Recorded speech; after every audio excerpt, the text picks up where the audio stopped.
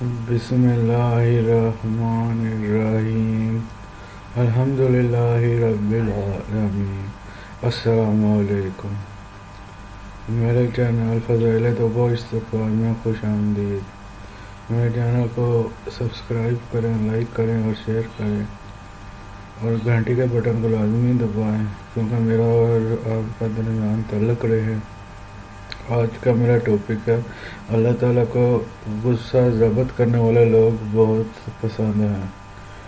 قرآن پاک میں اللہ تعالیٰ فرما رہے ہیں اور دوڑو اس بخشش کی طرف جو تمہارے رب کی طرف سے ہے، اور دوڑو اس جنت کی طرف جس کا پھیلاؤ سارے آسمان اور زمین ہے،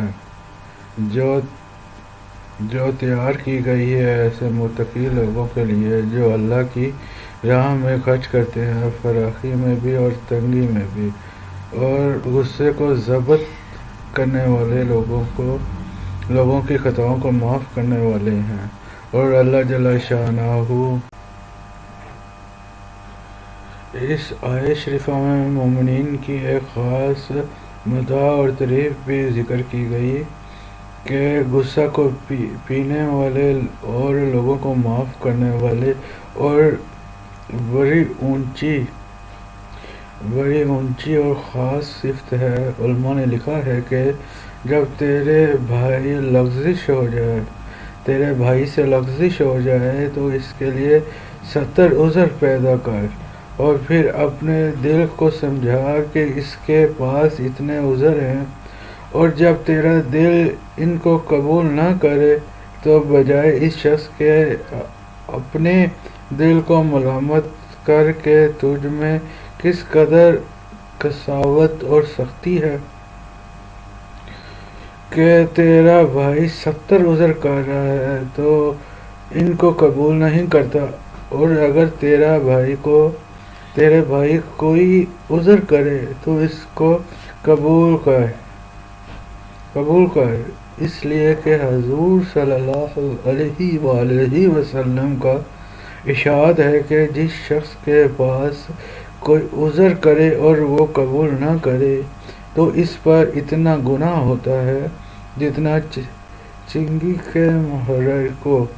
حضور نے مومن کی یہ صفت بتائی ہے کہ جلدی غصہ آ جائے اور جلدی ہی زائل ہو جائے، یہ نہیں فرمایا غصہ نہ آتا ہو، بلکہ فرمایا کہ جلدی زائل ہو جاتا ہو۔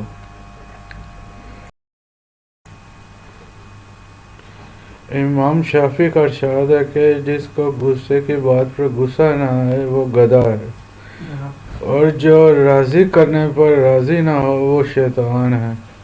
اس لیے حق تعالی شانہ نے غصے کو پینے والا فرمایا، یہ نہیں فرمایا کہ ان کو غصہ نہ آتا ہو۔ حضور اقدس صلی اللہ علیہ وآلہ وسلم کا ارشاد ہے کہ جو شخص ایسی حالت میں غصے کو پی لے کہ اس کو پورا کرنے پر قادر ہو تو حق تعالی شانہ اس کو امن اور ایمان سے بھرپور کرتے ہیں۔ دور منشور یعنی مجبوری کا نام صبر تو ہر جگہ ہوتا ہے، کمال یہ ہے کہ قدرت کے باوجود صبر کرے۔ اور ایک اور حدیث میں ہے کہ آدمی غصے کا گھونٹ پی ڈالے، اس سے زیادہ پسندیدہ کوئی گھونٹ اللہ کے نزدیک نہیں ہے۔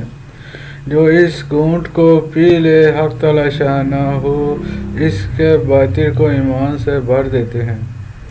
ایک اور حدیث میں ہے کہ جو شخص قدرت کے باوجود غصے پی جائیں، اللہ تعالیٰ قیامت میں ساری مخلوق کے سامنے اس کو بلا کر فرمائیں گے جسے خود کو دل چاہے انتخاب کر لے۔